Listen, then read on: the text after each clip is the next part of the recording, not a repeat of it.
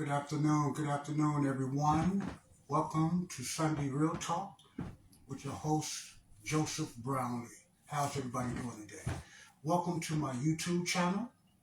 God bless you all. Welcome to the program. You know, you go in life, or you look into your life, and you think about what I'm doing, or whatever you are doing, is that my somewhat a calling, not calling spiritually, but what I'm supposed to be doing. Is the person that I portray at work, at school, in gatherings, is that the same person I am when I'm alone? Let me say this again.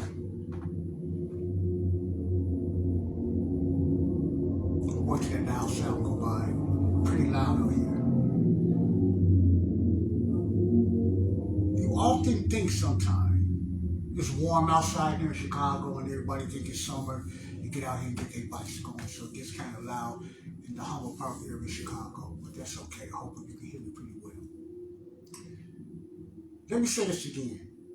The person you portray at work, school, gatherings, or on a stage, or at church, or at a club, is that the same person that you are when you're at home or when you're alone? I believe majority of the time is really not. No, I would never say that you're not the same person, but I just wanted to throw that out there. The reason I'm throwing it out there because a lot of people are mimicking someone that they're really not. Their talk, the way they walk, the way they act, the way they smile, the way they dress, even the way you eat, especially here in America. We are a nation of mimicking. Walking down, mimicking, being hypocrites. Portraying someone that is really not us. Especially when it comes to the culture. In many nations, that happens in many nations, but I live in America, so I can just speak for U.S. of A. When it comes to cultures, we often mimic someone that we're not. A lot of times it's based on because we're not comfortable with our own skin, or the society or our culture told us this is the way we should act, this is the way we should talk, this is the way we should be, whether it's in a decent neighborhood or in the hood or the ghetto. But I want to talk about mentally. Something I know a lot about. Those things I mentioned, I've done that majority of my life. I lived that, I can say, the majority of my life with my MDD, maladaptive daydreaming. It's just a question I'm throwing out there.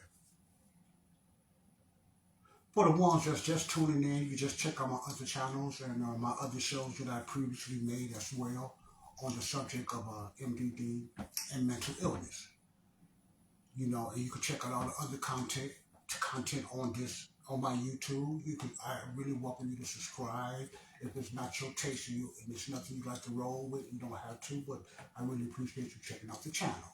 Nothing fancy, nothing bells and whistles and all the other gadgets you see on YouTube. It's just think about this channel. Just look at this channel like somebody you sitting home with your homie or your friend or whatever, like just having a conversation, just airing out. And especially if you're an introvert like me. I used to be really deep introvert when I was really struggling with my Maladreamers. What I want to talk about now, Ponder on that what I ask. Ponder on that question I ask. About, are you the same person at home that you are in the streets, or are you the same person that you portray to be on the streets than you are at home? Sometimes your family or your wife or your husband will tell you you're not, especially your pastors. But jokes aside, just think about that. Just think about that. Identity.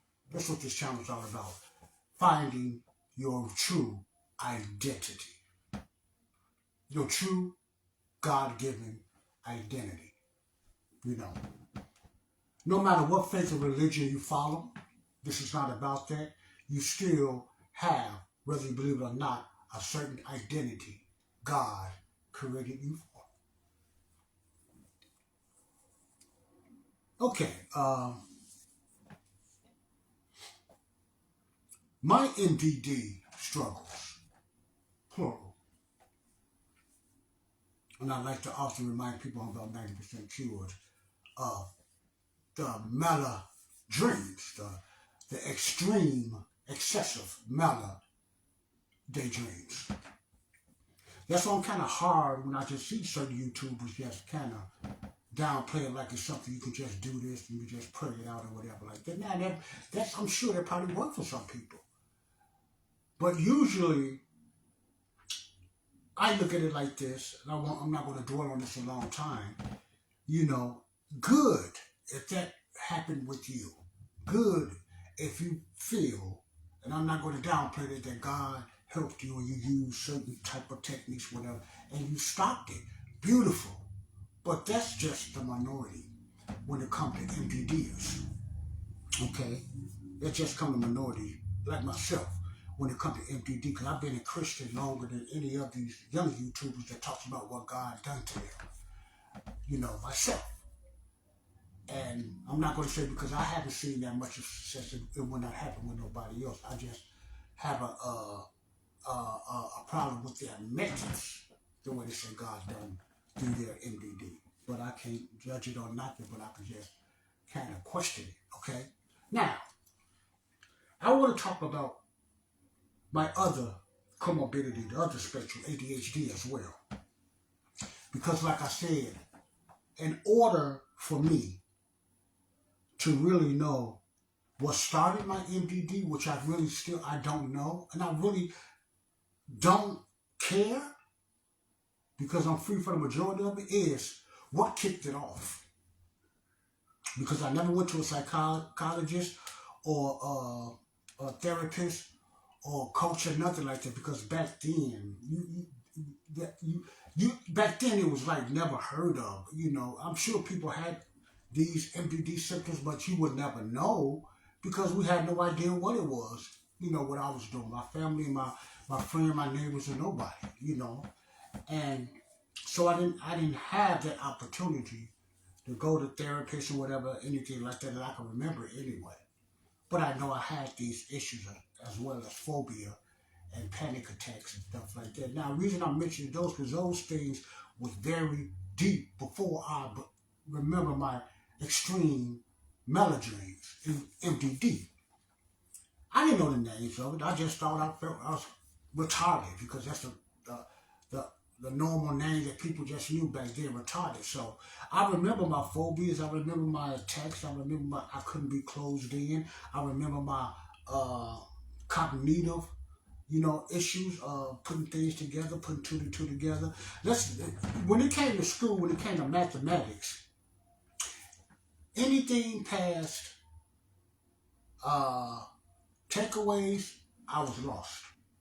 And I had a problem with takeaways. If the numbers was too long, I would get frustrated. I couldn't connect them together like a lot of people could at that time. Because cognitively, I couldn't grasp it. I was slow learning. I was a better learner when I was by myself. I had a hard time in school because I always felt somebody was looking at me. As well as my MDD, and I used to do in school. I've done a lot of MDD in the school as far as, to myself and mind wandering and thinking about something else. But when it comes to the spectrums of ADHD, the reason I say spectrum, because I've never been scientifically diagnosed with it, but I do have the spectrums of ADHD, no doubt. you know, I'm going to take a quiz and a lot of the ADHD that I had and have some of it now. So even though I'm 90% anecdotally cleared, delivered from, I believe, MDD, I still have the spectrum of ADHD. I still have those spectrums.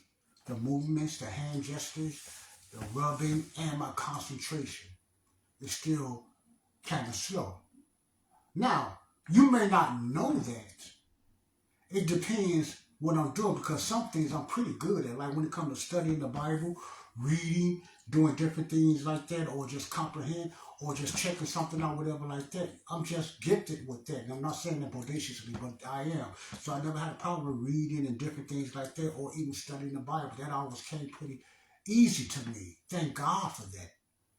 You know, and I'm even advanced more than others now when it comes to understanding science and different things like that. So, but I had to grow into that because of my reading. I always knew how to read. Now, I went there. I'm saying that to, to say this. Knowing your identity, whether you have maladaptive daydreaming, ADHD, OCD, autism, it's not the end of the world. You still can have some of the greatest people, minds, struggle with ADHD and OCD and autism. Maybe even MDD, but MDD is still trying to be discovered. It's not even considered a disorder as of yet with the DSM. But it will always be a disorder to me, or abnormal, because I lived it. And we are the best. We diagnose ourselves better than any psychologist because they don't really know nothing about it, because it's here in our own head. And when some people hear that, it sounds like you're just making up stuff. But when you hear MDD talk, like myself, that ought to tell I'm not making it up, because my MDD dreams of things that are never perfect. Some people can go 1, 2, 3 steps. I can't, because I only can do it at that particular time. I don't hold it. And if I don't do that, the faces and everything will disappear. So my experience with MDD is very great. But at the same time, this makes sense. I can remember certain stories because those are the long, yearly soap opera type stories, like me becoming Joe Warner and stuff like that in a soap opera. I remember those, but I can't tell you in detail because I never written nothing down, like I said previously. I never done none of that. Okay? So I can't sit up here and say, when somebody question me, this and that, I'm always transparent. I don't remember, but I could just give you the pics and pictures of it. And I believe many, I don't say most MDDs are like that. Some MDDs can break down what they've done. Those are usually, and this is just my opinion, the ones just notice they have MDD or only been doing it for a few years. That can remember. That's what I get out of that. But if you've been over 50 years or 30 years, or 20 years like some of the old school MDDs, some of the things, they may have a hard time remembering. I know I do. But I knew I had some. I remember some of the shows, but not all of them. Because some of the shows and the characters were just created by me. They didn't come from TV. I just created it.